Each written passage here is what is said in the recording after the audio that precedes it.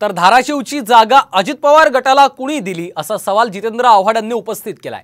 तर भांडून जागा घेणारे शिंदे हे अजित पवारांपेक्षा बरे असल्याचा टोला आव्हाडांनी लगावलाय।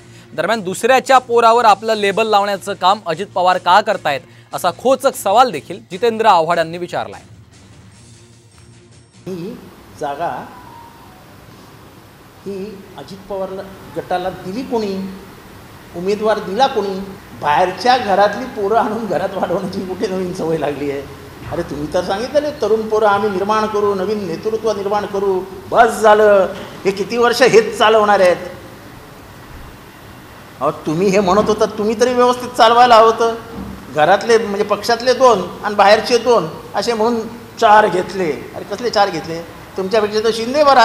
हां, शिरूर शिरूर शिरूर शिरूर आढळराव पाटील